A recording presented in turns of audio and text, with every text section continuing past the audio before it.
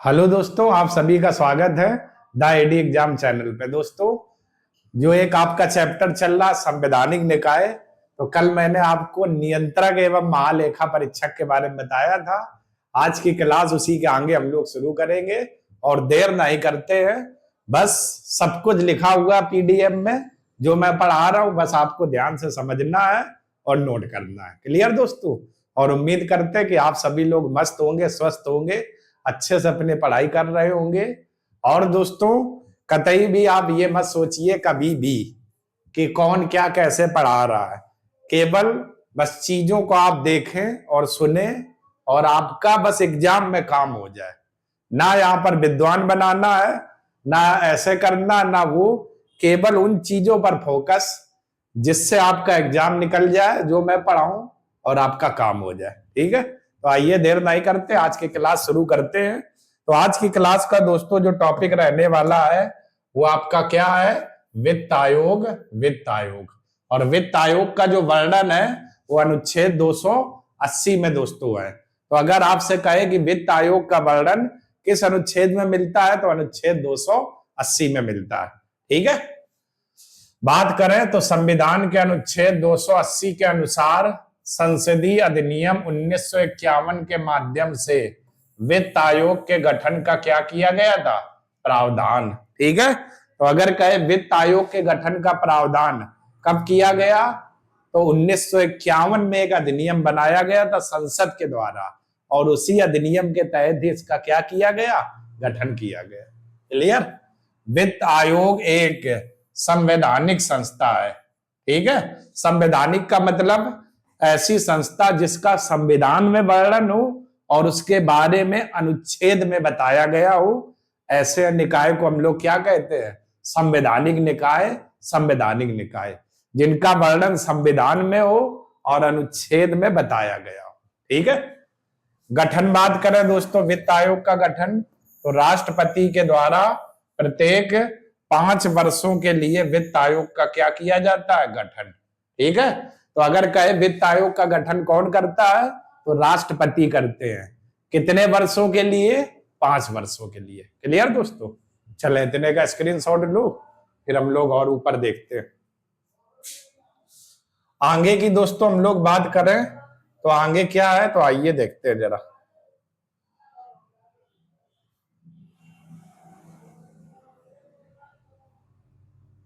आइए अब दोस्तों हम लोग देखते हैं वित्त आयोग की संरचना। ठीक है, वित्त आयोग की संरचना। क्लियर? संरचना, तो संरचना में एक अध्यक्ष और दोस्तों क्या होते हैं? 4 सदस्य होते हैं।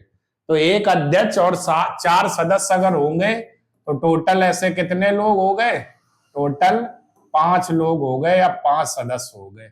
इस 5 में एक अध्यक्ष होता है और 4 सदस्य होते हैं। क्लियर? अब देखो, अध्यक्ष ऐसा व्यक्ति होगा जिसे सार्वजनिक कार्यों के विषय में पर्याप्त अनुभव हो। सार्वजनिक मतलब सरकारी कार्य करने का अनुभव हो, जिसे उस व्यक्ति को क्या बनाया जाएगा? अध्यक्ष। अध्यक्ष। क्लियर? सदस्य कौन होंगे? 4 जिनकी योग्यताएं हो। वह उच्च न्यायालय का न्यायाधीश हो या उसके समकक्ष योग्यता रखता हो। तो सदस्य किसे लिया जाएगा? जो व्यक्ति उच्च न्यायालय का न्यायाधीश हो या उसके समकक्ष क्या रखता हो? सदस्यता रखता हो या योग्यता रखता हो। उसे सरकार के वित्त एवं लेखा का विशेष ज्ञान हो, यानी ऐसा व्यक्ति जिसको सरकार की वित्त यानी धन, लेखा, आय व्यय, इसका विशेष अनुभव हो। ठीक है, अगला, उसे वित्तीय मामले और प्रशासन का व्यापक अनुभव हो और अर्थशास्त्र का विशेष ज्ञान हो। तो ये जो 4 आप देख रहे योग्यताएं, इनमें से जिस व्यक्ति के अंदर 4 योग्यताएं होंगी उसी व्यक्ति को यहां पर क्या? वित्त आयोग का सदस्य बनाया जाएगा। और अध्यक्ष जिसे सार्वजनिक कार्यों को करने की क्या हो? जानकारी हो, अनुभव हो या महारत हासिल हो, उसे क्या बनाया जाएगा? अध्यक्ष। क्लियर? चलें स्क्रीनशॉट ले लो दोस्तों, फिर आगे बात करते हैं। और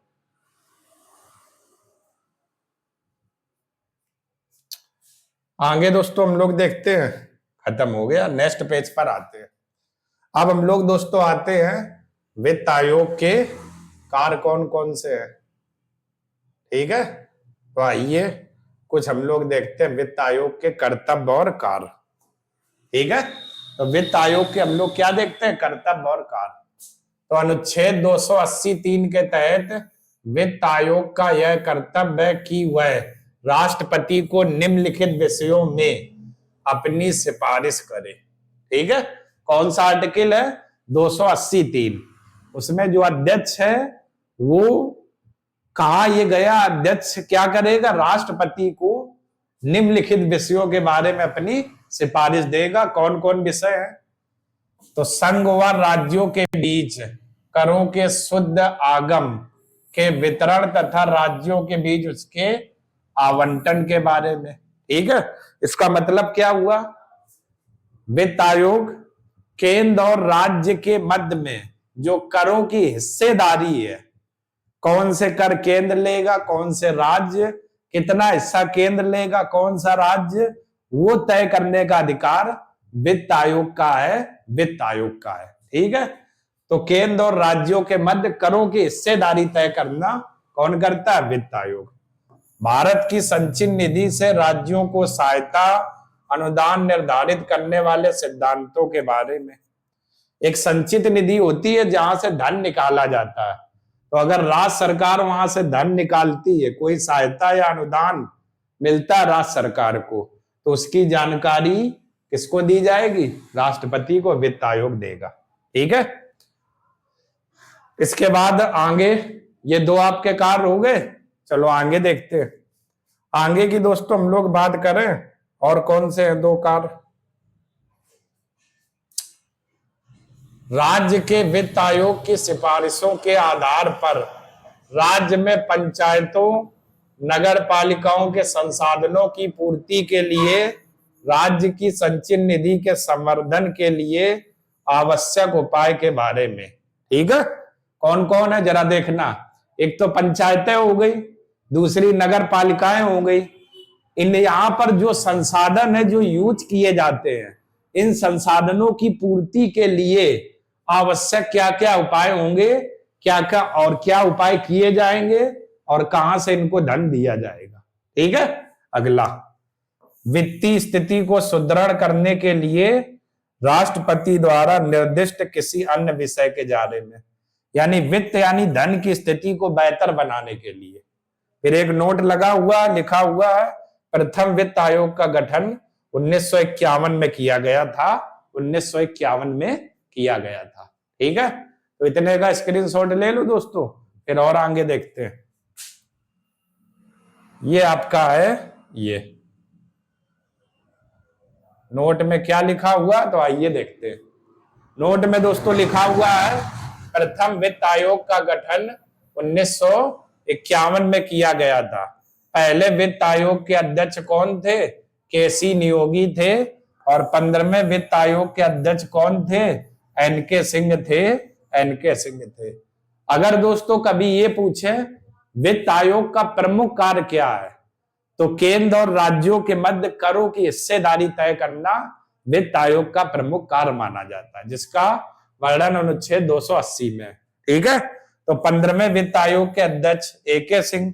वर्तमान में दोस्तों जो वित्त आयोग के अध्यक्ष हैं अरविंद पनगड़िया, अरविंद पनगड़िया, क्लियर, अरविंद पनगड़िया वर्तमान में वित्त आयोग के क्या हैं, अध्यक्ष है, अध्यक्ष है। ठीक है, तो ये भी दोस्तों याद रखना, ये पहले वित्त आयोग के अध्यक्ष, ये अक्सर एग्जाम में पूछा जाता है। और वित्त आयोग का गठन कब किया गया, तो 1951 में। क्लियर, चले स्क्रीनशॉट ले लो दोस्तों, फिर हम लोग आगे बात करते हैं।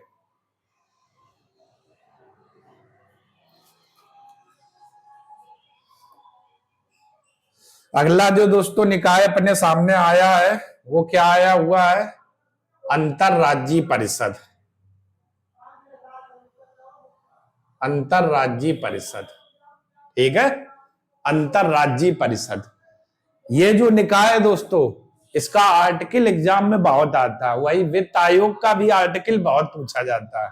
अंदर की यहां से बातें बहुत कम आती है, तो आर्टिकल सभी के दोस्तों रट लेना, जो मेरा अनुभव है पीसीएस, लोअर पीसीएस, समीक्षा अधिकारी, पैट ऐट के जो एग्जाम होते हैं इनके आर्टिकल दोस्तों बहुत पूछते हैं, तो ध्यान देना। जरा आइए देखते हैं। तो अंतरराज्यीय परिषद, इसका उल्लेख कौन से अनुच्छेद में मिलता है? अनुच्छेद 263 में अंतरराज्यीय परिषद का क्या मिलता है? उल्लेख मिलता है, उल्लेख मिलता है। ठीक है, या देखो लिखा हुआ अंतरराज्यीय परिषद का गठन किया गया था। इसके गठन का अधिकारी कौन होता है? राष्ट्रपति होता है। तो अगर कहे अंतरराज्यीय जो परिषद है इसका गठन कौन करता है, तो राष्ट्रपति, राष्ट्रपति। क्लियर? इस परिषद का गठन 18 मई 1990 को किया गया था। प्रधानमंत्री इस परिषद का अध्यक्ष होता है। तो देखो दोस्तों, दो अलग अलग बातें हो गई। क्या अलग अलग हो गई? कि अंतरराज्यीय परिषद का गठन कौन करता है, तब आंसर राष्ट्रपति, और अंतरराज्यीय परिषद का अध्यक्ष कौन होता है, तब आंसर आपका क्या हो जाएगा? प्रधानमंत्री, प्रधानमंत्री। तो गलत मत करना दोस्तों, ठीक है। फिर लिखा है परिषद में पीएम तथा उसके द्वारा मनोनीत 6 कैबिनेट मंत्रियों के अतिरिक्त राज्यों और संघ राज्य क्षेत्रों के मुख्यमंत्री व प्रशासक पदेन सदस्य होते हैं। इतने आपके होते हैं, ठीक है। प्रधानमंत्री इसका अध्यक्ष होता है, और प्रधानमंत्री और साथ में 6 मनोनीत कैबिनेट मंत्री और संघ राज्य क्षेत्रों यानी केंद्र शासित प्रदेशों के मुख्यमंत्री इनके क्या होते हैं? सदस्य होते हैं, सदस्य होते हैं। तो 4 बातें हुई। अंतरराज्यीय परिषद का उल्लेख अनुच्छेद 263 में, अंतरराज्यीय परिषद का गठन राष्ट्रपति करता है, अंतरराज्यीय परिषद का अध्यक्ष प्रधानमंत्री होता है। कितने सदस्य होते हैं? प्रधानमंत्री और 6 मनोनीत सदस्य जो कैबिनेट स्तर के होते हैं। क्लियर? चले, इतने का स्क्रीनशॉट लो दोस्तों, फिर हम लोग देखते हैं अंतरराज्यीय परिषद के कार्य कौन कौन है। तो गलती मत करना, बहुत अच्छे से इन चीजों को देखना। चलिए आइए,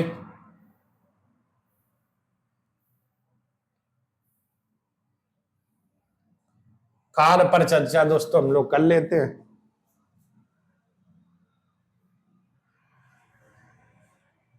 चलिए, तो अंतरराज्यीय परिषद के कार्य कौन कौन से हैं? तो कार्य हेडिंग पड़ी हुई है। इस परिषद का प्रमुख कार्य राज्यों के बीच उत्पन्न विवादों की जांच करना और उन पर क्या देना है? सलाह देना। ये बहुत दोस्तों एग्जाम में पूछा जाता है। राज्यों के बीच उत्पन्न विवादों की जांच करना और उन पर सलाह देना। कौन ये कार्य करता है? तो अंतरराज्यीय परिषद, अंतरराज्यीय परिषद। क्लियर? दूसरा, विभिन्न राज्यों के मध्य या केंद्र और एक से अधिक राज्यों के मध्य सामान्य हितों से संबंधित विषयों पर अन्वेषण करने और उन पर सलाह देने का दायित्व है। ठीक है, मतलब क्या हुआ? एक तरफ कुछ राज्यों और केंद्र शासित प्रदेश, दूसरी तरफ एक या एक से अधिक राज्यों, तो उन पर जो सामान्य हित के संबंधित विषय होंगे उन पर चर्चा करने, अन्वेषण करने और उन पर सलाह देने का दायित्व किसका है? अंतरराज्यीय परिषद का है। फिर से देखो, कुछ राज्य और केंद्र शासित प्रदेश एक तरफ और एक या एक से अधिक राज्य एक तरफ। भाई लिखा हुआ विभिन्न राज्यों के मध्य या केंद्र और एक से अधिक राज्य। ठीक है। अगला, इस परिषद का कार्य कानूनी और गैर कानूनी दोनों प्रकार के मामले से संबंधित है और इसकी प्रकृति सिर्फ सलाहकारी होती है। यानी क्या देता है? सलाह देता है। तो सलाहकारी, कानूनी और गैर कानूनी दोनों के मामले से संबंधित है और प्रकृति जो होती है वो सलाहकारी, यानी क्या देता है? सलाह देता है। तो ये मुख्य कार्य जो लिखा हुआ है, जो आपके एग्जाम में अक्सर पूछा जाता है, मोस्ट इंपॉर्टेंट, केंद्र और राज्यों के मध्य उत्पन्न विवादों की जांच करना और उन पर सलाह देना, इसका प्रमुख कार्य माना जाता है अंतरराज्यीय परिषद का, अंतरराज्यीय परिषद का। क्लियर? चलो स्क्रीनशॉट ले लो, फिर आगे बात करते हैं।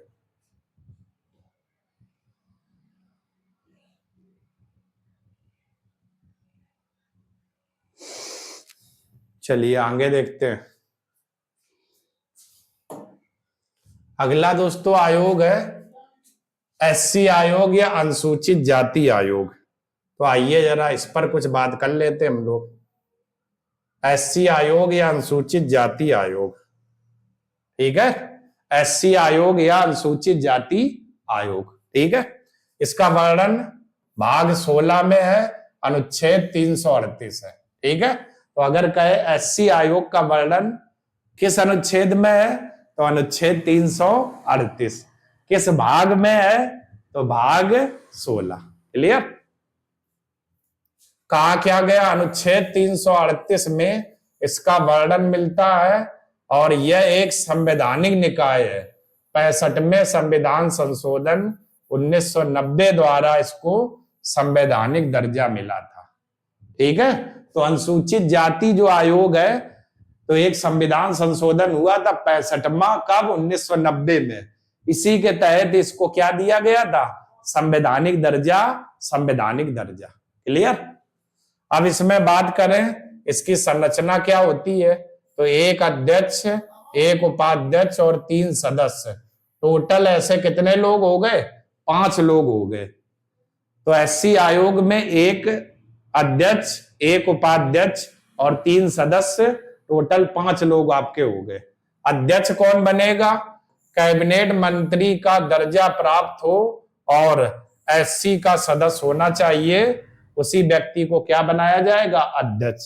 यानी वह व्यक्ति जिसे कैबिनेट मंत्री का दर्जा प्राप्त हो और इस आयोग का क्या होना चाहिए, सदस्य होना चाहिए, ठीक है। उपाध्यक्ष कौन बनेगा, केंद्रीय राज्य मंत्री का दर्जा प्राप्त हो, ठीक है। और सदस्य भारत सरकार के सचिव का दर्जा प्राप्त हो। सभी को अलग अलग देखो विधिवल लिखा हुआ, अध्यक्ष कैबिनेट मंत्री, उपाध्यक्ष केंद्रीय राज्य मंत्री का दर्जा और सदस्य भारत सरकार के सचिव जो होते हैं। तो सचिव का जिसे दर्जा प्राप्त होगा उसी को क्या बनाया जाएगा, सदस्य, सदस्य बनाया जाएगा, ठीक है। तो एससी आयोग भाग 16 अनुच्छेद 338 और 65वें संविधान संशोधन 1990 द्वारा क्या दिया गया था, संवैधानिक दर्जा, संवैधानिक दर्जा। क्लियर। चलो इतने का स्क्रीनशॉट ले लो, फिर दोस्तों हम लोग आगे और बात करते हैं। अब दोस्तों हम लोग देखते हैं इनकी नियुक्ति युक्ति कौन करता है। तो आइए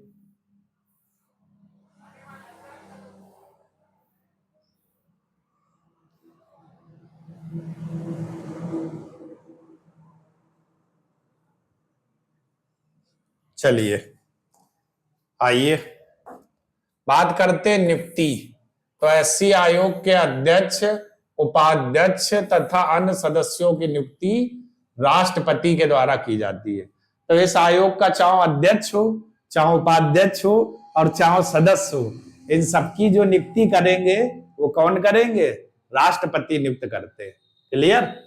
और देखो इनकी सेवा शर्तें और इनका निर्धारण भी राष्ट्रपति करता है। इनकी सेवा शर्तें, वेतन, भत्ते जो भी होंगे उनका भी निर्धारण कौन करते हैं, राष्ट्रपति।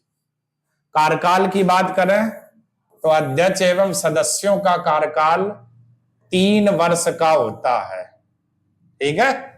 कितने वर्ष का, 3 वर्ष का। चाहे अध्यक्ष हो और चाहे सदस्य हो, इनका जो कार्यकाल आपका रहेगा वो कितने वर्ष का रहेगा, 3 वर्ष का दोस्तों रहेगा, ठीक है। ये एक्स्ट्रा कुछ लिखा हुआ है दोस्तों, इस पर पेन चला देते हैं, नहीं आप लोग कंफ्यूज हो जाओगे ये कहां से आ गया, ठीक है दोस्तों। ये प्रिंट मिसप्रिंट हो गया छपने में या प्रिंट में। क्लियर। अब ठीक रहेगा दोस्तों। अब जरा देखो इस आयोग का मुख्यालय कहां पर है, तो दिल्ली में है। क्लियर। मुख्यालय कहां है, दिल्ली में। क्षेत्रीय कार्यालय कितने, 12, ठीक है। एससी आयोग के क्षेत्रीय कार्यालय देखो 12 है। कौन कौन, अहमदाबाद, लखनऊ, पटना, पुणे, अगरतला, हैदराबाद, कोलकाता, बंगलौर, चंडीगढ़, चेन्नई, गुवाहाटी और तिरुवनंतपुरम, ये आपके क्षेत्रीय कार्यालय हैं इस एससी आयोग के, ठीक है। तो मुख्यालय इसका दिल्ली में है। नियुक्ति राष्ट्रपति के द्वारा। कार्यकाल अध्यक्ष एवं सदस्यों का कार्यकाल कितने वर्ष होता है, 3 वर्ष। क्लियर। चलो स्क्रीनशॉट ले लो दोस्तों। फिर आगे बात करते हैं। आइए कुछ कार्य देख लेते हैं दोस्तों इस आयोग के।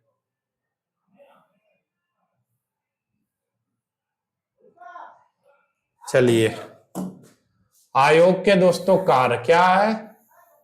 अनुसूचित जातियों के संरक्षण से संबंधित विषयों की जांच तथा निगरानी करना।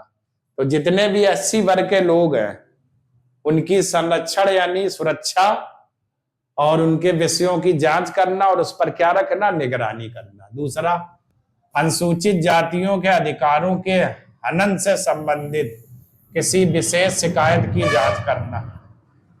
तो अगर कोई अनुसूचित जाति का व्यक्ति है, उसका शोषण होता, हनन किया जाता है, तो उसकी जांच कौन आयोग करता है? एससी आयोग करता है। ऐसे उपबंधों के क्रियान्वयन के विषय में प्रतिवर्ष अथवा जब भी आवश्यक हो जाए तो आवश्यक हो तो आयोग द्वारा राष्ट्रपति को प्रतिवेदन देगा। मतलब कि इन सबकी जो जांच करेगा एससी आयोग, और जब जरूरत पड़ेगी तो प्रतिवर्ष अपनी रिपोर्ट, जो आयोग है, प्रतिवेदन इंग्लिश में रिपोर्ट कहते हैं, रिपोर्ट किसे दिएंगे? राष्ट्रपति को देंगे, राष्ट्रपति को देंगे। या ऐसे समझो, एससी आयोग जो जांच करेगा एससी एसटी अधिकारों के हनन की, वो प्रतिवर्ष अपनी रिपोर्ट राष्ट्रपति को सौंप देंगे और राष्ट्रपति वही रिपोर्ट संसद के दोनों सदनों के समक्ष क्या करेंगे? प्रस्तुत करेंगे। ठीक है, तो चले स्क्रीनशॉट ले लो दोस्तों। एक कार्य और बचा, इसको भी देख लेते हैं।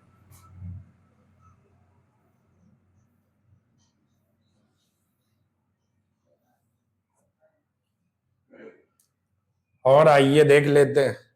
चौथा क्या है? अनुसूचित जातियों के संरक्षण कौमा सामाजिक एवं आर्थिक कल्याण तथा विकास के लिए अनुशंसा करना और अनुसूचित जाति के कल्याण संबंधित योजनाओं के बेहतर क्रियान्वयन की निगरानी करना। ठीक है, तो अनुसूचित जाति से संबंधित कल्याण संबंधित जो योजनाएं चलाई जाती हैं उनका क्रियान्वयन करना, अध्ययन करना, उन पर निगरानी रखना, क्या इनको लाभ मिल रहा कि नहीं मिल रहा इस आयोग को, ये भी कार्य कौन करता है? एससी आयोग, एससी आयोग करता है। ठीक है, और इस आयोग का जो गठन किया गया था 1978 में, 1978 में। क्लियर? चले स्क्रीनशॉट ले लो दोस्तों। ठीक है दोस्तों, तो ये तीन हम लोगों ने संवैधानिक निकाय देखे, कौन कौन? एक वित्त आयोग, अंतरराज्यीय परिषद और एससी आयोग। कल की क्लास इसी के आगे और हम लोग कुछ आयोग देखेंगे और उम्मीद करते हैं कि जो भी मैंने चीजें आपको बताई अच्छे से समझ में आ गई होंगी। और आप लोग दोस्तों अच्छे से इसको नोट बना करके नोट कर लेना, जो है अच्छे से पढ़ लेना। और मैं आपको दावा करता हूं अगर यहां से कोई सवाल आएगा तो आपको इसी में से मिलेगा।